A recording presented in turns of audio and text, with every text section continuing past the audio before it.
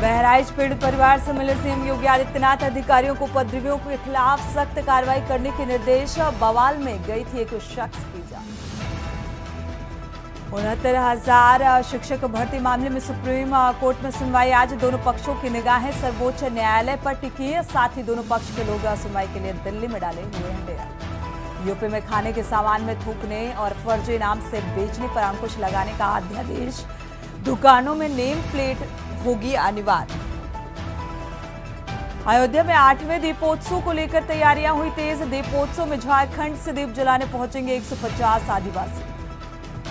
और महाकुंभ 2025 को दिव्य और भव्य बनाने की तैयारी। पर्यटकों को बेहतर सुविधाएं देने के लिए सरकार संकल्पित। और ग्रेटर नोएडा में आधुनिक ट्रैफिक मैनेजमेंट सिस्टम लागू करेगी सरकार। Integrated and traffic management system आप देख रहे हैं की न्यूज, खबरों का सारथी। खबर उत्तर प्रदेश के साथ मैं सूरी चौहान। खबरों की शुरुआत अहम खबर के साथ। लखनऊ से खबर सामने आ रही है। घरों पर लगने वाले बोर्ड पर अब शुल्क देना होगा। नगर निगम के लिए नई विज्ञापन नीति तैयार की गई है। प्रमुख सचिव ने यह अंतरिम अधिसूचना जारी की है। राज्य सरकार शहरों में प्रचार प्रसार का शुल्क लगाएगी और प्रचार पर लगने वाला जो छोटा बोर्ड है उस पर भी विज्ञापन शुल्क वसूला जाएगा। तो शुल्क दीवार से 300 किलोमीटर बाहर होने वाले बोर्डों पर लिखा जाएगा और घरों पर लगने वाले बोर्ड पर अब शुल्क देना होगा। नगर निगम के लिए नई विज्ञापन नीति तैयार की गई है। संदीप मिश्रा इस खबर पर जुड़े हुए हैं ज्यादा जानकारी के साथ। संदीप, एक नई विज्ञापन नीति जो नगर निगम की तरफ से लागू की जा रही है, हालांकि ये फरमान निकलकर सामने आया है, लेकिन अब जो घरों के बाहर भी जो बोर्ड विज्ञापन के लिए टांगे जाते हैं, क्या उसका भी शुल्क वसूला जाएगा?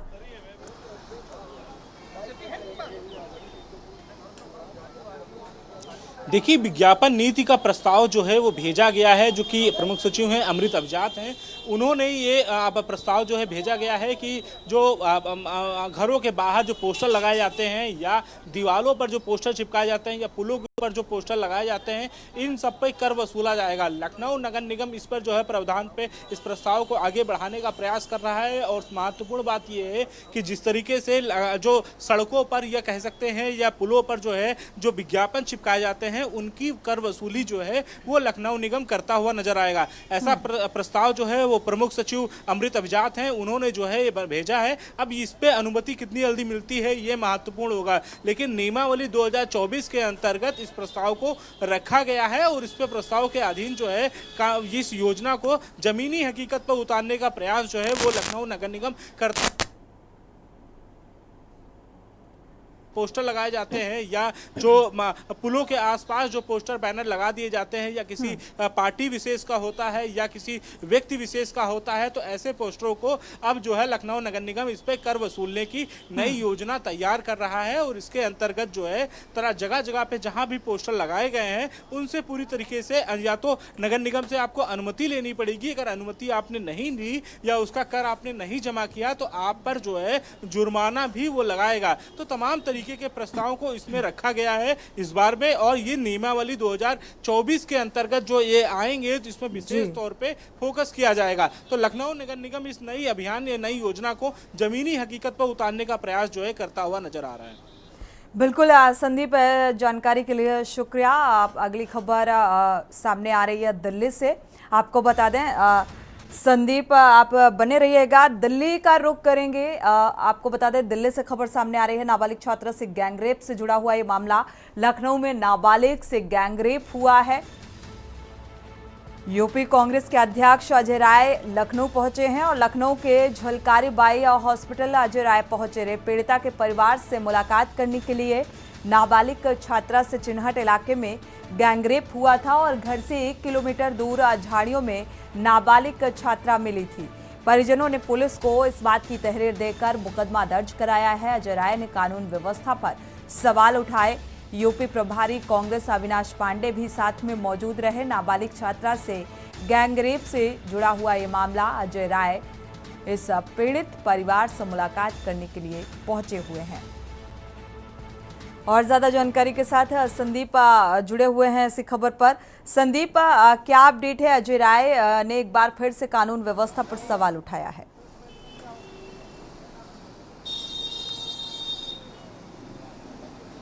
बिल्कुल, देखिए कहा जा सकता है कि कल देर शाम जो है चिन्हट थाना क्षेत्र स्थित जो है वो चौकी है, उस जल चौकी के पास में एक देवरिया गांव पड़ता है। उस देवरिया गांव में एक छात्रा जो है उसका शव जो है झाड़ियों के किनारे मिला है। लगभग 13 साल की बताई जा रही है वो छात्रा। उसका शव मिलने के बाद से रेप की पुष्टि हुई है। फिलहाल जिस तरीके से पीड़ित परिवार ने इस आरोप को लगाया है, उसके बाद से आनन फानन में पुलिस ने उसे पहले लोहिया हॉस्पिटल में भर्ती कराया है, फिर उसके बाद लोहिया हॉस्पिटल से उसे लखनऊ के झलकारी बाई लेकर के आए हैं, जहां की हजरतगंज में संदीप, स्थित क्या है। आरोपी की गिरफ्तारी हो चुकी है? क्या कार्रवाई प्रशासनिक स्तर पर इस मामले को लेकर?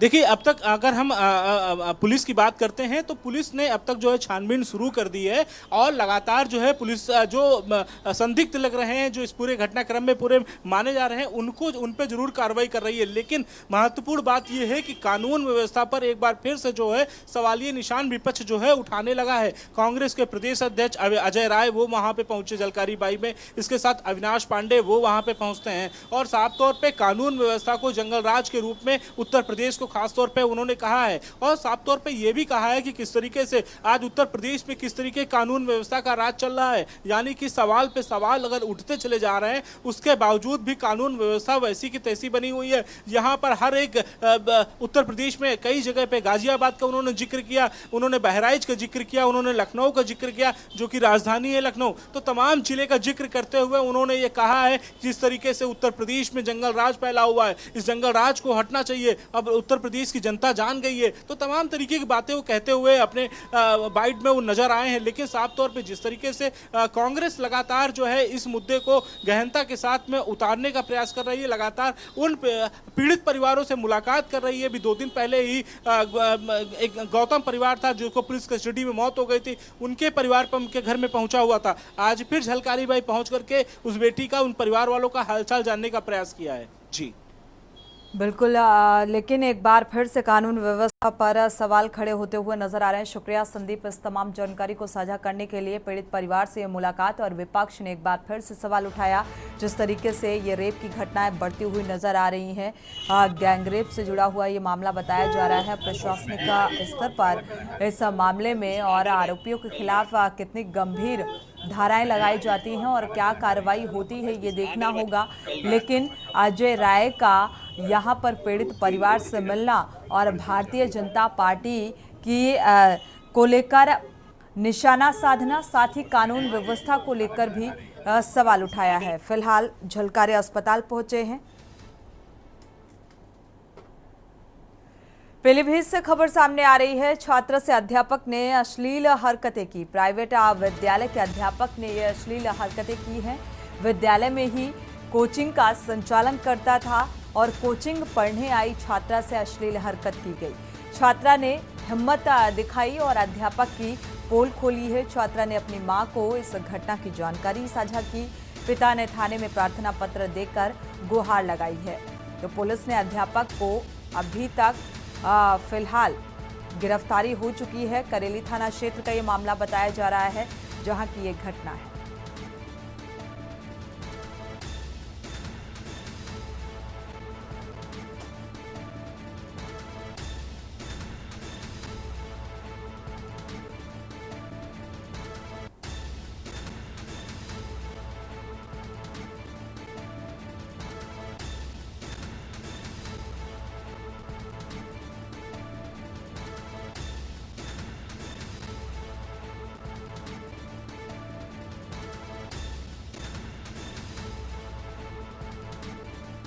कोचिंग पढ़ने आई छात्रा के साथ अध्यापक ने अश्लील हरकत की। हालांकि प्रशासनिक स्तर पर इस बात का संज्ञान लिया गया और आरोपी को गिरफ्तार किया गया है। प्रशासनिक कार्रवाई जारी है।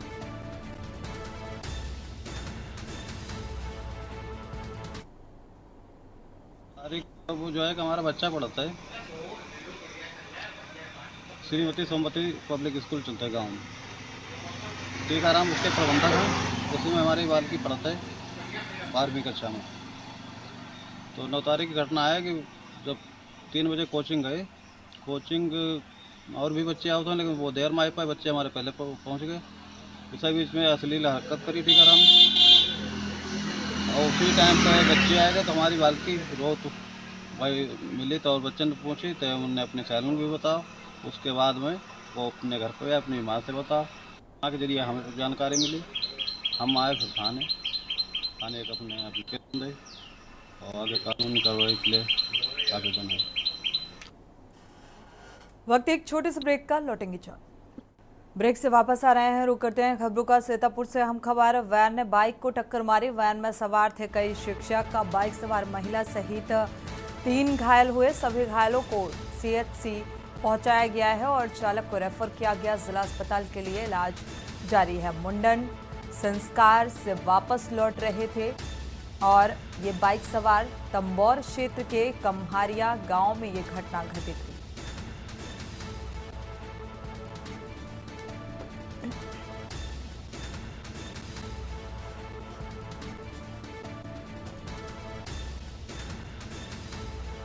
मुंडन संस्कार से वापस लौटते समय ये हादसा हुआ। मुंडन का कार्यक्रम था और बाइक सवार वापसी कर रहे थे, तभी हादसे का शिकार तंबौर क्षेत्र की ये घटना।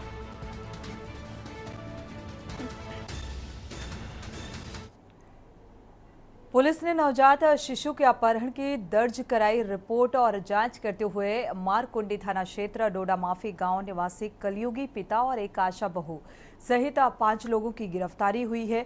खास बात यह है कि बच्ची को अडॉप्ट करने का जो सौदा करने वालों ने भी नवजात के लालची पिता को ठगी का शिकार बनाया और इसीलिए अपहरण की कहानी गढ़े जाने की वजह से ये मामला पुलिस की दहलीज तक जा पहुंचा। पुलिस की ईमानदार जांच के चलते सभी 5 आरोपियों को गिरफ्तार कर जेल भेजा जा रहा है।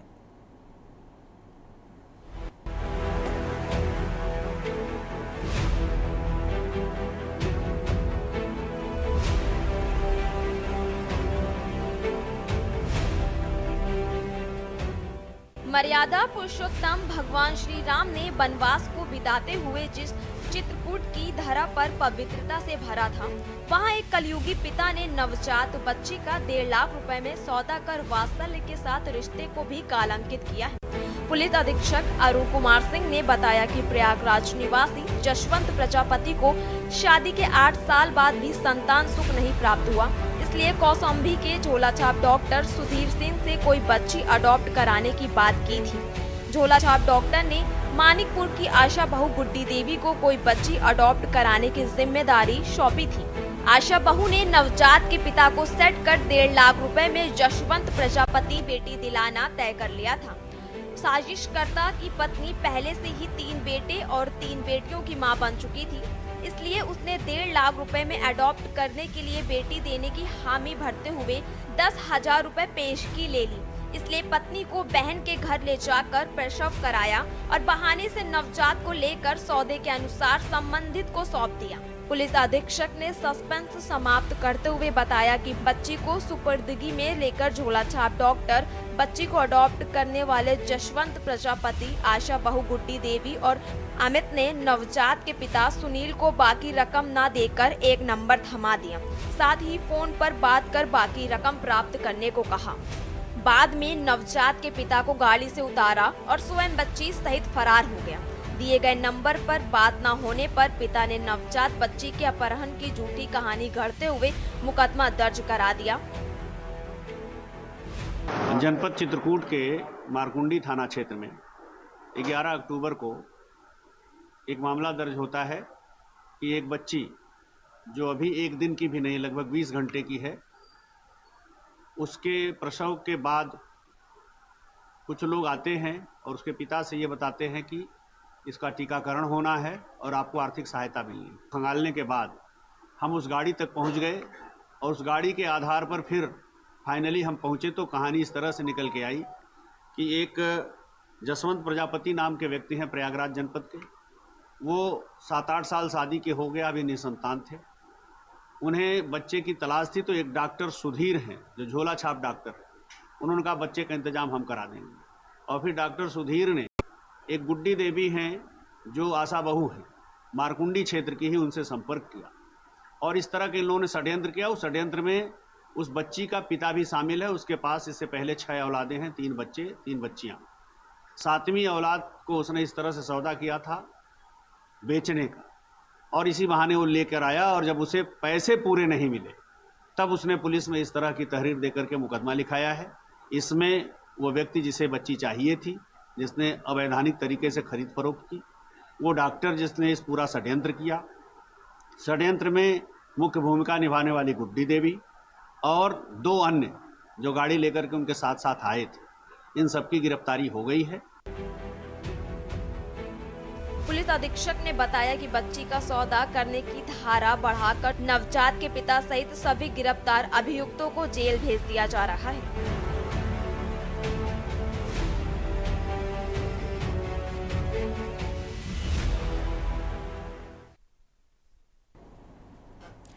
इसी के साथ बुलेटिन में इतना ही। आगे खबरों के लिए आप देखते रहिए के न्यूज़ इंडिया।